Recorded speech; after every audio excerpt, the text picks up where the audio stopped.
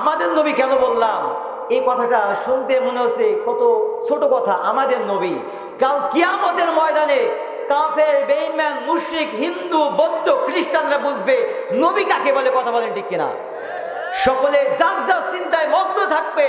মুহাম্মদ সাল্লাল্লাহু আলাইহি ওয়াসাল্লাম কাল কিয়ামতের ময়দানে বলবে ইয়া উম্মতি, ইয়া উম্মতি, ইয়া উম্মতি। সেই নবী জনাবে মুহাম্মদ রাসূলুল্লাহ সাল্লাল্লাহু আলাইহি ওয়াসাল্লাম। আমার ভাইরা, মুহাম্মদ সাল্লাল্লাহু আলাইহি ওয়াসাল্লাম এমন একজন নবী যে নবী ইসলামের দাওয়াত, এই কোরআনের দাওয়াত নিয়ে গেছিল তায়েফের ময়দানে। তায়েফের মানুষেরা আল্লাহ নবীকে রক্তাক্ত করে মদিনায় হিজরত করতে বাধ্য করেছিল। আমার ভাইরা, মুহাম্মদ সাল্লাল্লাহু আলাইহি ওয়াসাল্লাম এমন একজন নবী যে নবী এই কোরআনের দাওয়াত দেওয়ার অপরাধে 1 নয় 2 নয় 3-3টা বছর আবি তালিব নামক জেলখানায় কারাবদ্ধ ছিল। আমার নবী এমন নবী যে নবী ইসলামের দাওয়াত, কোরআনের দাওয়াত দেওয়ার অপরাধে মক্কা থেকে মদিনায় হিজরত করতে তাকে বাধ্য করে দেওয়া হয়েছিল। একদিকে মুহাম্মদ সাল্লাল্লাহু আলাইহি ওয়াসাল্লাম মদিনা নামক রাষ্ট্রের রাষ্ট্রপতির দায়িত্ব পালন করেছিলেন, অপরদিকে মসজিদ নববীর ইমামের দায়িত্ব পালন করেছিলেন। আমরা যদি এই বাংলার জমিনে এমন একজন রাষ্ট্রনেতা পেয়ে যাই, যে রাষ্ট্রনায়ক, যে রাষ্ট্রনেতা একদিকে হবে বাইতুল মুকাররম মসজিদের ইমাম, অপরদিকে হবে বাংলাদেশ নামক রাষ্ট্রের রাষ্ট্রপতি, তাহলে বাংলার জমিনে একটা সুৎখোর ঘুষখোর কাজ হবে না। কথা বলে ঠিক কিনা? আমার ভাইয়েরা, এমন একজন রাষ্ট্রনায়ক, এমন একজন রাষ্ট্রনেতা পেতে হলে আমাদেরকে কাজ করতে হবে। এমন একজন রাষ্ট্রনায়ক পেতে হলে কোরআনের আন্দোলন করতে হবে। কথা বলেন ঠিক কিনা? আমার ভাইয়েরা, এমন একজন রাষ্ট্রনায়ক, এমন একজন রাষ্ট্রনেতা যদি পেতে হয়, আমাকে আপনাকে কাজ করতে হবে, আমাকে আপনাকে মজবুত হতে হবে। আমার আপনার ঈমান যেন 1 কাপ চায়ের কাছে 5 টাকার বিড়ির কাছে যেন বিক্রি না হয়ে যায়। কথা বলেন ঠিক কিনা? আমার ভাইয়েরা, আমার আপনার ঈমান যদি 2 টাকার বিড়ি, 5 টাকার চা, 500 টাকার কর্পোরেট নোটের কাছে বিক্রি হয়ে যায়, তাহলে কিন্তু সারা জীবন তাহাজ্জুদ পড়েও আমরা যোগ্য, সৎ এবং যোগ্য নেত্রী, নেতা আমরা বাংলার জমিনে জিন্দিগিতেও দেখতে পারবো না। কথা বলেন ঠিক কিনা? আমার ভাইয়েরা, আমরা এই মাহফিলে এসেছি, আমাদের একটা উদ্দেশ্য আছে না? বলেন, আছে। কি উদ্দেশ্য? আমরা এই মাহফিলে এসেছি, মাহফিল থেকে কোরআন এবং হাদিসের কথাগুলো শুনবো, শুনে জ্ঞান অর্জন করে বাস্তব জীবনের প্র্যাকটিক্যাল লাইফে আমল করে এরপরে আমরা জান্নাতে যাব। কথা বলেন ঠিক কিনা? আল্লাহ রাব্বুল আলামিন পৃথিবীর জমিনে আমাদেরকে পাঠিয়েছেন, আল্লাহ তাআলার একটা উদ্দেশ্য আছে না নাই? জোরে বলেন, আছে না নাই? আল্লাহ রাব্বুল আলামিনের কাছে আমরা বললাম, ও আল্লাহ, তুমি আমাদেরকে এই পৃথিবীর জমিনে কেন পাঠালাম? রব্বুল আলামিন কুরআনুল কারীমে 51 নম্বর সূরা সূরাতুজ জারিয়াতের 56 নম্বর আয়াতের মধ্যে বলছেন, ওয়া মা খালাকতুল জিন্না ওয়াল ইনসা ইল্লা লিয়াবুদুন। আল্লাহ রাব্বুল আলামিন কুরআনুল কারীমের 51 নম্বর সূরা সূরাতুজ জারিয়াতের 56 নম্বর আয়াতের মধ্যে বলছেন, আমি মানুষ এবং জিনকে শুধুমাত্র, কেবলমাত্র, একমাত্র আমি আল্লাহর ইবাদতের জন্য পাঠিয়েছি। বলেন তো কার ইবাদত? জোরে বলেন, কার ইবাদত? আল্লাহ তাআলার ইবাদতের জন্য আল্লাহ তাআলা আমাদেরকে এই পৃথিবীর জমিনে পাঠিয়েছেন। প্রিয় মুসলমান ভাইয়েরা, প্রিয় আপনজনেরা, ইবাদত করতে হলে সর্বপ্রথম আল্লাহর প্রতি ঈমান আনতে হবে। কার প্রতি ঈমান আনতে হবে? আল্লাহর প্রতি ঈমান আনতে হবে। আল্লাহ রাব্বুল আলামিন বলছে, বান্দা, তুমি যদি 2টা কাজ করতে পারো, আমি আল্লাহ তোমাকে জান্নাত দিব। সুবহানাল্লাহ। বলেন, কয়টা কাজ? জোরে বলেন। আল্লাহর কাছে বললাম, ওগো আল্লাহ, 2টা কাজ করলে আমরা জান্নাতে যাব। সেই 2টা কাজ কি? আল্লাহ রাব্বুল আলামিন কুরআনুল কারীমের 18 নম্বর সূরা সূরাতুল কাহফের 106 নম্বর আয়াতের মধ্যে রব্বুল আলামিন বলছেন, ইন্নাল্লাযীনা আমানু, ও বান্দা, তুমি যদি জান্নাতে যেতে চাও, তুমি যদি জান্নাতে যেতে চাও, তোমাকে 2টা কাজের প্রথম কাজ ইন্নাল্লাযীনা আমানু, তোমাকে ঈমান আনতে হবে। বলেন তো কি আনতে হবে? ঈমান আনতে হবে কার প্রতি? আল্লাহর প্রতি ঈমান আনতে হবে, কোরআনের প্রতি ঈমান আনতে হবে, তাকদীরের প্রতি ঈমান আনতে হবে, আখিরাতের প্রতি ঈমান আনতে হবে, নবী রাসূলদের প্রতি ঈমান আনতে হবে। ঈমান আনার পর 2 নম্বর কাজ আপনাকে করতে হবে, ওয়ামিলুস সলিহাত। 2 নম্বর কাজ হচ্ছে আমলে সালেহ করতে হবে, অর্থাৎ ভালো ভালো কাজ করতে হবে। আপনি যদি 1 নম্বর কাজ ঈমান আনতে পারেন, 2 নম্বর কাজ হচ্ছে আমলে সালেহ করতে পারেন, রব্বুল আলামিন বলছেন লাহুম জান্নাহ, আমি তোমাকে জান্নাত দিব। সুবহানাল্লাহ কোন। তাহলে ঈমান আনলে আর ভালো কাজ করলে আল্লাহ কি দেবে? জান্নাত দিবে। আল্লাহর কাছে আমরা কল করলাম, ওগো আল্লাহ, ওগো আল্লাহ, আমরা তো হুজুরদের মুখে তাফসীর পড়ে বই পড়ে শুনেছি জান্নাতের সংখ্যা মোট 8টি। জোরে বলেন কয়টি? 8টি জান্নাত। ওগো আল্লাহ, 8টি জান্নাতের কোন জান্নাত আপনি আমাদেরকে দিবেন? আল্লাহ রাব্বুল আলামিন বলছে, বান্দারে 8টি জান্নাত।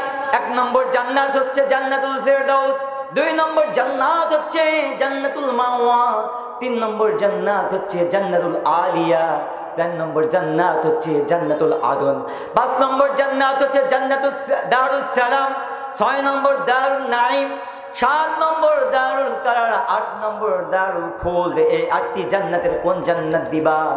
আল্লাহ রাব্বুল আলামিন বলছেন, বান্দারে তুমি যদি 2টা কাজ করতে পারো, 1 নম্বর কাজ ঈমান আনতে পারো, 2 নম্বর কাজ আমলে সালেহ করতে পারো, তোমাদেরকে জান্নাত দিব। কোন জান্নাত? শোনো, লাহুম জান্নাতুল ফিরদাউস।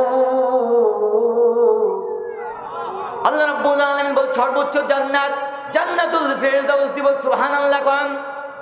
আমার ভাইরা, তাহলে কয়টা কাজ করলে জান্নাত পাওয়া যাবে? 2টা কাজ করলে জান্নাত পাওয়া যাবে। তার মধ্যে প্রথম কাজ হচ্ছে ঈমান আনতে হবে। কি আনতে হবে? ঈমান আনতে হবে। এখন আমরা মুসলমানের ঘরে জন্মগ্রহণ করেছি, আমরা আল্লাহকে বিশ্বাস করি কিনা? কোরআনটা বিশ্বাস করি কিনা? তাকদীরের উপরে বিশ্বাস আছে না নাই? আখিরাতের প্রতি বিশ্বাস আছে না নাই? নবী রাসূলদের প্রতি বিশ্বাস আছে। এখন আমরা ঈমান এনেছি, আল্লাহ বলেছে ঈমান আনতে হবে 1 নম্বর কাজ। তাহলে এখন আমরা ঈমান এনেছি, এখন আমাদের ঈমানটা আছে কিনা?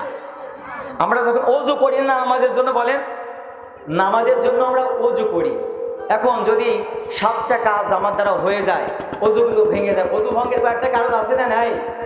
আছে। 7টা কাজ যদি আপনার মধ্যে ঘটে যায়, ওযু ভেঙে যাবে। নামাজে যখন আমরা দাঁড়াই, নামাজ পড়তে পড়তে যদি 19টা কাজ আপনি করেন, আপনার নামাজ ভেঙে যাবে। ওযু ভঙ্গের কারণ যেমন আছে, নামাজ ভঙ্গের কারণ যেমন আছে, রোজা ভঙ্গের কারণ যেমন আছে, হজ ভঙ্গের কারণ যেমন আছে, ঈমান ভঙ্গের কারণ আছে না নাই? আমি একটু আজকে আপডেট আলোচনা করব, একটু নিউ আলোচনা করব, যে আলোচনা আপনারা শুনেছেন না জানি না, আর আমি কোনোদিন করে আজকে ফার্স্ট। ঈমান ভঙ্গের কারণ, আমার আলোচনার সাবজেক্ট ঈমান ভঙ্গের কারণ। বলেন তো কি ভঙ্গের কারণ? নামাজ ভঙ্গের নয়, ওযু ভঙ্গের নয়, রোজা ভঙ্গের নয়, হজ ভঙ্গের নয়, ঈমান ভঙ্গের। কি ভঙ্গের? ঈমান ভঙ্গের কারণ। আল্লাহ বলছে 2টা কাজ করলে জান্নাত। প্রথম কাজ হচ্ছে ঈমান আনতে হবে।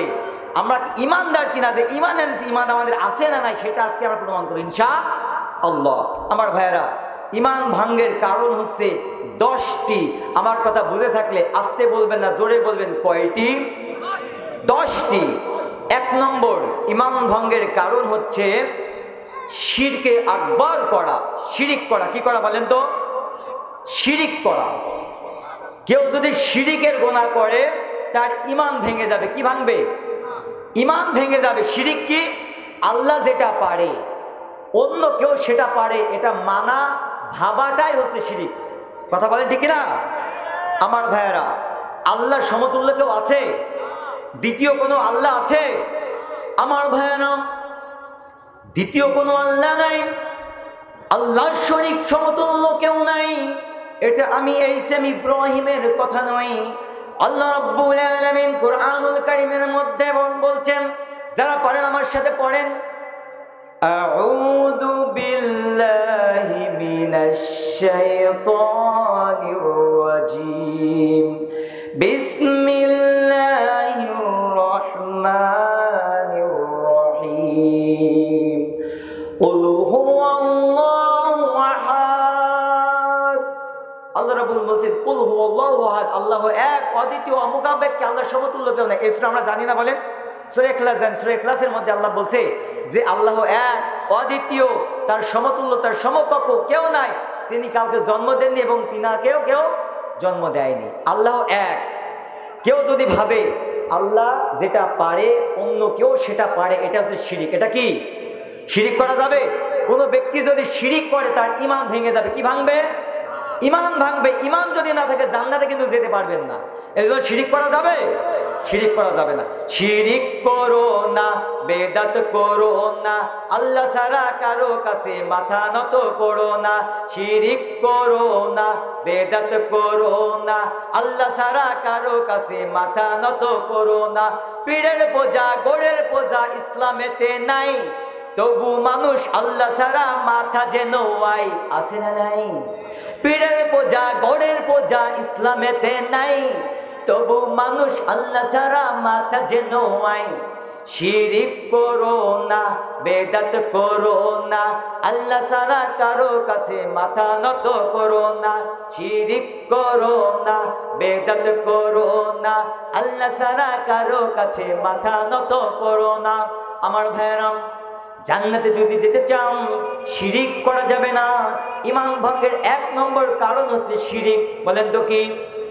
2 নম্বর ঈমান ভঙ্গের কারণ হচ্ছে আল্লাহর সাথে, আল্লাহকে পাওয়ার জন্য কোনো ভায়া ব্যবহার করা, কোনো মাধ্যম ব্যবহার করা। কেউ যদি আল্লাহকে পাওয়ার জন্য কোনো ভায়া ধরে, কোনো মাধ্যম ধরে, অর্থাৎ বাবা ধরে, পীর ধরে, হক্কানি পীর না, ভণ্ড পীর যদি ধরে, কোনো ভায়া যদি ধরে, তাহলে যদি কেউ মনে করে যে অমুক দরবারে না গেলে মনে হয় আল্লাহকে পাবো না, অমুক খানকায় না গেলে মনে হয় আল্লাহকে পাবো না, যে কেউ যদি খানকায় যায় কোনো ভায়া ধরে তাহলে তার ঈমান থাকবে না। কথা বলেন ঠিক কিনা? আল্লাহকে পেতে হলে কোনো ভায়া লাগবে না। আল্লাহ সমস্ত সময় আপনার আমার সাথে আছে। কথা বলেন ঠিক কিনা? ঈমানদার সবসময় ঈমানদারের মনের মধ্যে কাজ করে আল্লাহ আমাকে দেখছে। কথা বলেন ঠিক কিনা? এই জন্য আল্লাহকে পাবার জন্য কোনো ভায়া লাগবে না। আমার ভাইয়েরা, কোনো বাবা লাগবে না, আল্লাহ আপনার সাথে সব সময় আছে।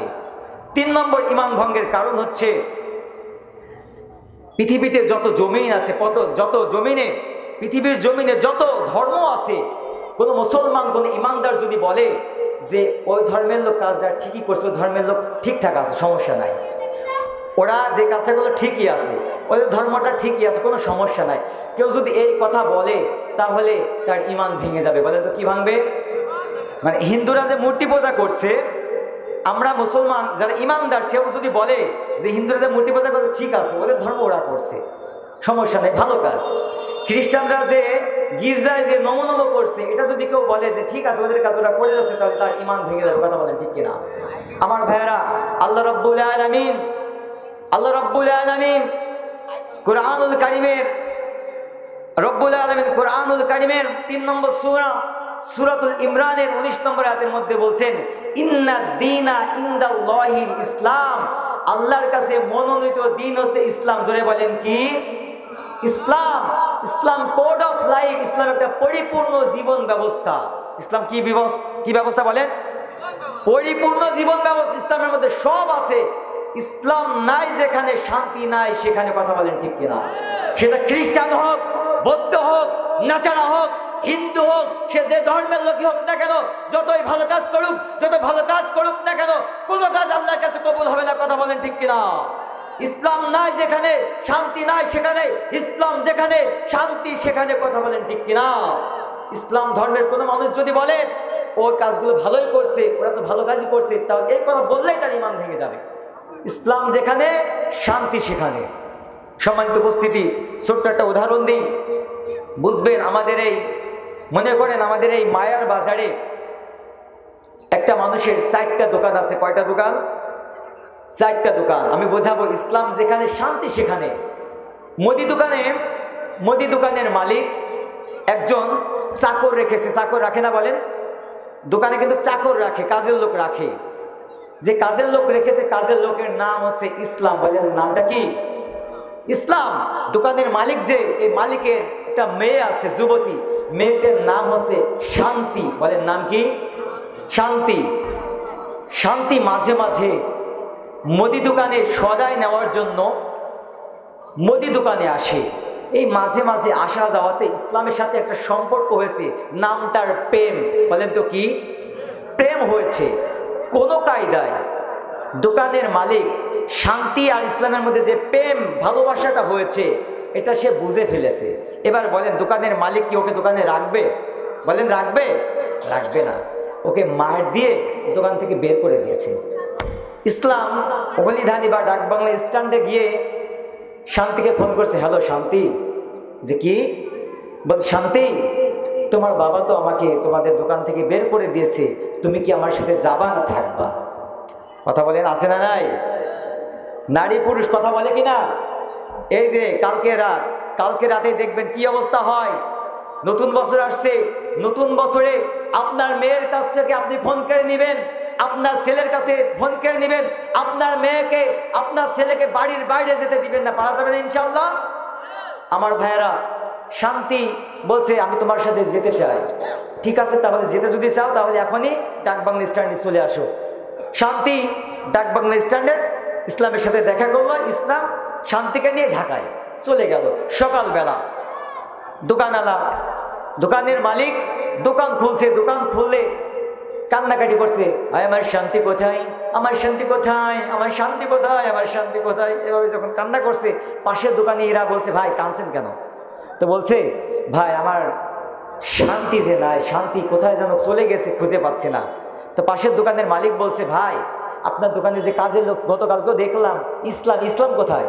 ও বলছে, ও আমার মেয়ের সাথে সম্পর্ক করছিল, ওকে মেরে কালকেই দূর করে দিয়েছি। তা বলছে, আরে পাগল, তোর মতন বোকা আমি দেখি নাই, তোমার মতন বোকা আমি দেখি নাই। আর ইসলাম নাই যেখানে শান্তি নাই সেখানে খোঁজ নিয়ে ভালো করে দেখো, ইসলাম যেখানে শান্তি সেখানে কথা বলেন, ঠিক কিনা? ইসলাম বাদে আপনি যতই শান্তি খোঁজেন না কেন, শান্তি আপনার কপালে জুটবে না। কথা বলেন, ঠিক কিনা?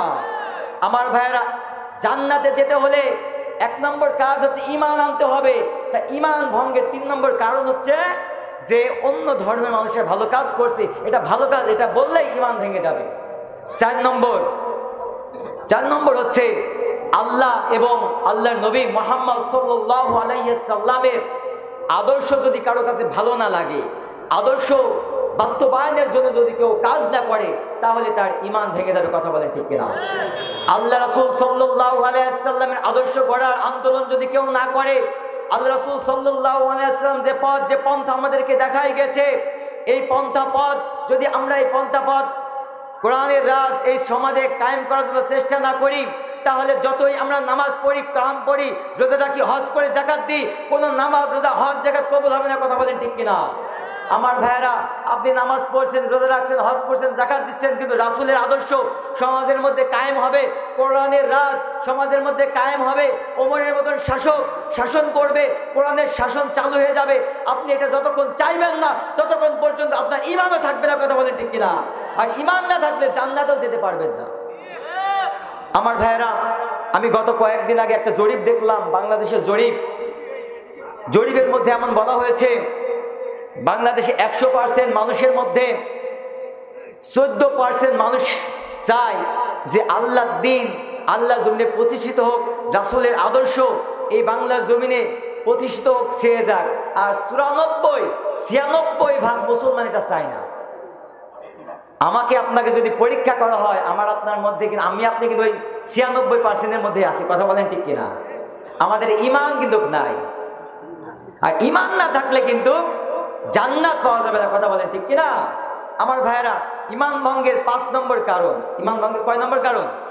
5 নম্বর কারণ হচ্ছে আল্লাহ ও নবীর আদেশ ও নিষেধকে কেউ যদি বলে, না এটা হলো না, বেশি হয়ে গিয়েছে, না কম হয়ে গেল, নামাজ 5 ওয়াক্ত 4 ওয়াক্ত হলে ভালো হতো, রোজা 30 দিন থাকার কি দরকার, 15 দিন হলে তো ভালোই হতো, এমন লোক আছে না নাই? 20 মণ ধানে 1 মণ ধান দেওয়া লাগবে, কি দরকার, বেশি হয়ে গেল। এই যে কেউ যদি আল্লাহ তাআলার যে আদেশগুলো করেছে, যে নিষেধগুলো করেছে, এইগুলো কম হয়ে গেল, বেশি না এটা হয় না, আর তো পারা যায় না, এইগুলো যদি কারো মুখ দিয়ে বেরোয়, তার ঈমান ভেঙে যাবে। কথা বলেন, ঠিক কিনা? আমার ভাইয়েরা, এই কথা কোনো সময় বলা যাবে না যে আর পারছি না, আর হলো না, এত হয় নাকি, হিন্দুরাই তো ভালো, সারাদিন রোজা থাকে, ভাত খায় না, তাছাড়া সব খায়, এমন হলে তো ভালোই হতো। এই কথাও যদি কেউ বলে, তার ঈমান ভেঙে যাবে। আর ঈমান না থাকলে জান্নাতে যাওয়া যাবে না। কথা বলেন, ঠিক কিনা? আমার ভাইয়েরা, এরপর আপনার 6 নম্বর ইমান ভঙ্গের কারণ হচ্ছে কেউ যদি মনে করে শরিয়াতের বিষয়, সুন্নাত মুস্তাহাব যে বিষয়গুলো আছে, সুন্নাত বিষয়গুলা, এইগুলো নিয়ে যদি কেউ অট্টহাসি করে, কেউ যদি অট্টহাসি করে যে বড় হুজুর হয়েছে, পাঞ্জাবি গাইতে যাচ্ছে, হ্যাঁ এমন আছে না বলেন? একটা লোক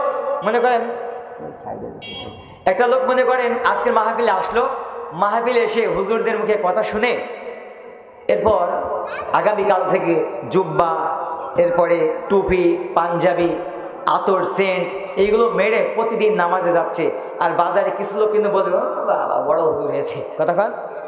হ্যাঁ, টিটকারি যদি কেউ করে তাহলে তার ইমান থাকবে না। কথা বলেন ঠিক কিনা? টিটকারি করার লোক আছে না নাই? আছে। নামাজে কিছু লোক, নামাজে দাওয়াত দেওয়া হয়, কবুল ঠিকই করে, ও ইমাম সাহেব আর মুসল্লিদের ভয়ে মসজিদে যায় না, না জানে কি বলে আজ, কতক্ষণ। বাবা বড় নামাজি হয়েছে, হ্যাঁ নামাজ পড়তেছে, বাহ, এমন লোক আছে না বলেন? ও যত ইসলামী আন্দোলন করুক, যতই মসজিদে ইমাম খতিব হোক, দেখা ধরুন ইমান নয়, কথা বলেন ঠিক কিনা? আমার ভাইয়ের এই কাজটা করা যাবে না, এই কাজ করা যাবে না। ইমান ভঙ্গের 7 নম্বর কারণ হচ্ছে ইসলামের শত্রুদেরকে সাপোর্ট করা। কাদেরকে? জোরে বলবেন, ইসলামের শত্রুদেরকে। কাদেরকে? ভয় পাচ্ছেন নাকি? যে ইসলামের শত্রু বললে না জানি এখন নাকি কিছু না বল, কালকে সকালে যদি ধুলাই দেয়, ভয় করছে? ইসলামের শত্রুদেরকে যদি কেউ সাপোর্ট করে তার ইমান ভেঙে যাবে। ইসলামের শত্রু কি কোনো সময় চাইবে যে আল্লাহর দিন আল্লাহ জমিনে প্রতিষ্ঠিত হোক, এই সমাজ থেকে সুদ দূর হয়ে যাক, ঘুষ দূর হয়ে যাক, জেনা দূর হয়ে যাক, এই বিরাকের টাকা দূর হয়ে যাক, জমি বন্ধক দূর হয়ে যাক? এটা চাইবে বলেন? চাইবে না। কারণ কি? তার রমরমা ব্যবসা যে হবে না। আর ওরা চাইবে কি? মানুষের মন গড়া আইন এবং কানুন এই বাংলার জন্য প্রতিষ্ঠিত হোক। আমরা সুদ, ঘুষ, জেনা, ব্যভিচার যেটা করে যাচ্ছি, এটা করেই যায়। কথা বলেন ঠিক কিনা? এই ইসলামের শত্রুদেরকে যারা সাপোর্ট করবে, তাদের সাথে যারা কাজ করবে, তাদের ইমান নাই। কথা বলেন ঠিক কিনা? ইমান মানে কি? আল্লাহর উপর বিশ্বাস। আল্লাহর উপর যদি বিশ্বাস থাকে কারো, সে কোনো খারাপ কাজ করতে পারবে বলেন? কোনো খারাপ কাজ করতে পারবে না। আমার ভাইয়েরা, এজন্য ইসলামের শত্রুদেরকে সাপোর্ট করা যাবে না।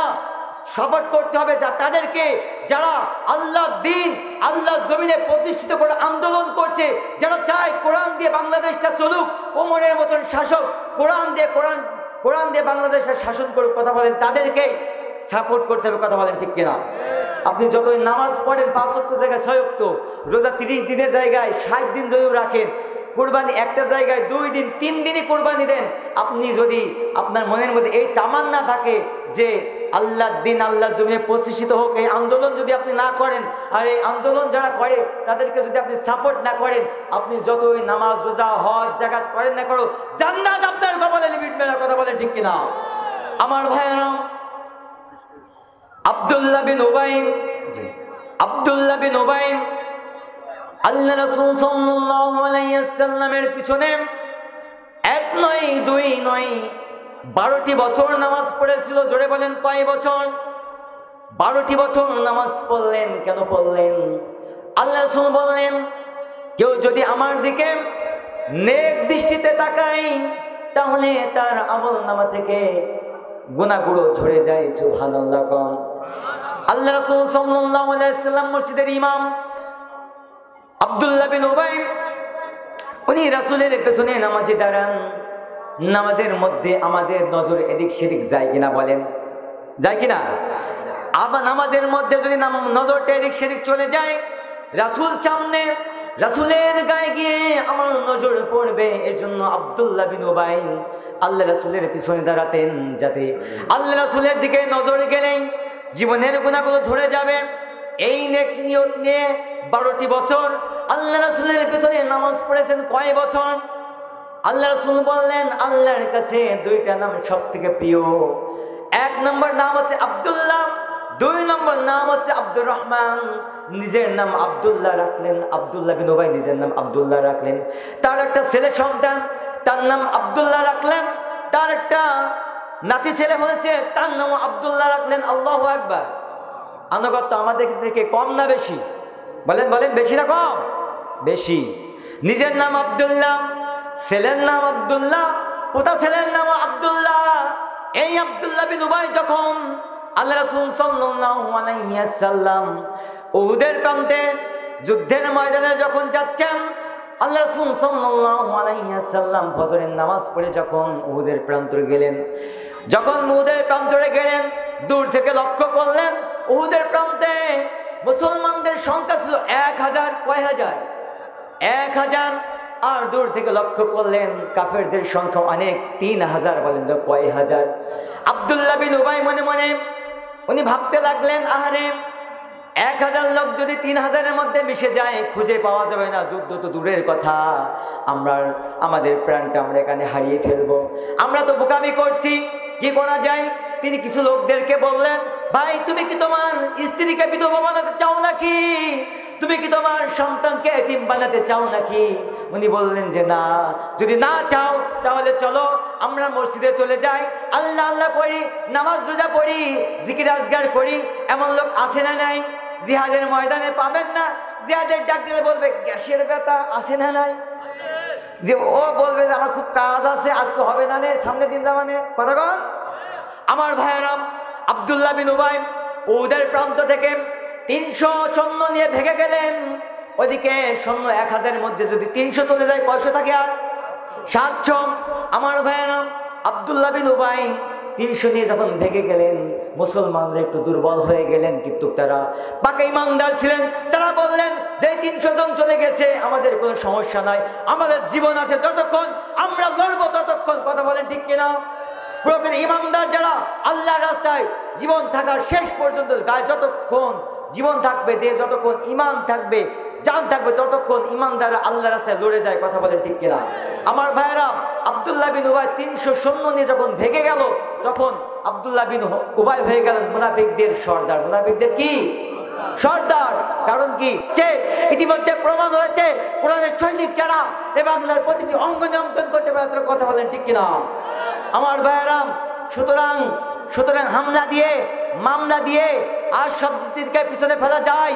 যারা শাহাদাতের তামান্নায় বিভোর, যাদের চোখের মধ্যে শাহাদাতের তামান্না লক্ষ্য করা যায়, কামান বিমান পিপারিশ পড়ে মেরে আল্লাহর সৈনিকদেরকে এক পা পেছনে ফেলা সম্ভব নয়। কথা বলেন ঠিক কিনা? কেননা বাংলার মুসলমান কোরআনের জন্য জীবন দিতে জানে, বাংলার মুসলমান কোরআনের জন্য রক্ত দিতে জানে, বাংলার মুসলমান কোরআনের জন্য দেশ ছাড়তে জানে। কথা বলেন ঠিক কিনা? আমার ভাইয়েরা, ডক্টর মিজানুর রহমান আল আজহারি কোরআনের তাফসির করতেন, এই অপরাধেই তাকে মালয়েশিয়ার জমিনে 5-7টা বছর থাকা লেগেছে। কথা বলেন ঠিক কিনা? ডক্টর মিজানুর রহমান আল আজহারি বাংলাদেশে সে প্রমাণ করেছে বাংলাদেশে এখনো কোরআনওয়ালা মানুষ আছে। কথা বলেন ঠিক কিনা? বাংলার মুসলমান কোরআনের জন্য জীবন দিতে যেমনি ভাবে জানে, রক্ত দিতে যেমনি ভাবে জানে, বাংলার মুসলমান স্বাধীনতা যুদ্ধের সময় 3 লক্ষ রক্ত দিয়েছিল, যদি প্রয়োজন হয় 6 লক্ষ রক্ত দেবে, রক্তে কোষা রাজপথ রঞ্জিত হবে। এরপরেও শাহজালাল, শাহপরান, শাহ মাকদুমের লালিত এমনচিত বাংলার জমিনে দিল্লি, বম্বে, আমেরিকার কোনো এজেন্ডা বাস্তবায়ন করতে দেওয়া হবে না, হবে না, হবে না। কথা বলেন ঠিক কিনা? আমার ভাইয়েরা, আমি যে কথা বলছিলাম, আমার ভাইয়েরা যে কথা বলছিলাম যে ইমান ভঙ্গের 7-8 নম্বর কারণ হচ্ছে ইসলামের ঊর্ধ্বে যারা বলে, ইসলামের ঊর্ধ্বে যারা বলে, এমন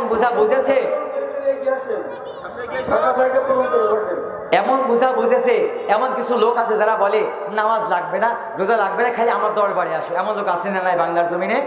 এই কথা যদি কেউ বলে তাহলে তার ইমান ভেঙে যাবে। 9 নম্বর কারণ হচ্ছে কেউ যদি জাদু করে, জাদু করা বিশ্বাস করে, কেউ যদি জাদু করে এবং জাদুকারকে বিশ্বাস করে, তার ইমান ভেঙে যাবে। 10 নম্বর কারণ হচ্ছে দিনের ব্যাপারে কেউ যদি বেখেয়াল থাকে। 10 নম্বর কারণ, দিনের ব্যাপারে কেউ বেখেয়াল। ও মুসলমানের ঘরে জন্মগ্রহণ করেছে, ও কিন্তু হুঁশই নেই যে নামাজ পড়তে হয়, কোনোদিন নামাজ পড়ে না, আসে না নাই, শুক্রবারেও আসে না, রমজান মাসেও আসে না, ও জানাজার নামাজও পড়ে না, ও ঈদের নামাজও পড়ে না। একটা আসে না বলেন? এই যে যার হুঁশ নাই, এই হুঁশ আল্লাহ ব্যক্তিদের ইমানও নাই, আর যার ইমান নাই তার কপালে জান্নাতও নাই। কথা বলেন ঠিক কিনা?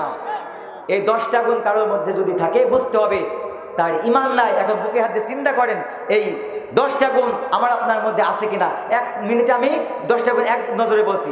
1 নম্বর গুণ হচ্ছে কেউ যদি শিরিক করে, 1 নম্বর। 2 নম্বর, যদি কেউ আল্লাহকে পাওয়ার জন্য ভায়া ধরে, 3 নম্বর, কেউ যদি মনে করে যে এই ইসলামের মধ্যে এটা একটু বেশি হয়ে গেল, এটা একটু কম হয়ে গেল, এটা এমন হওয়া দরকার, এই মন্তব্য যদি কারো থাকে তার ইমান থাকবে না। 4 নম্বর হচ্ছে আল্লাহ তাআলা এবং নবীর আদর্শকে বাস্তবায়ন করার আন্দোলন যদি কেউ না করে তার ইমান থাকবে না। 5 নম্বর হচ্ছে কেউ যদি আল্লাহ ও নবীর আদেশকে নিয়ে কটূক্তি করে, মানে হাসি ঠাট্টা করে, তাহলে তার ইমান থাকবে না। 6 নম্বর হচ্ছে শরিয়াতের কোনো বিষয় সুন্নাতগুলো নিয়ে কেউ যদি বেশি বাড়াবাড়ি এবং ছাড়াছাড়ি করে তার ইমান থাকবে না। এরপরে 8 নম্বর হচ্ছে ইসলামের উপরে যারা চলে তাদেরকে নামাজ রোজা হজ জাকাত থেকে যারা বিরত আছে তাদের ইমান থাকবে না। 9 নম্বর, কেউ যদি জাদুকে বিশ্বাস করে এবং জাদু করে তার ইমান থাকবে না। 10 নম্বর, দিনের ব্যাপারে যদি কেউ বেখেয়াল থাকে তার ইমান থাকবে না। সম্মানিত উপস্থিতি।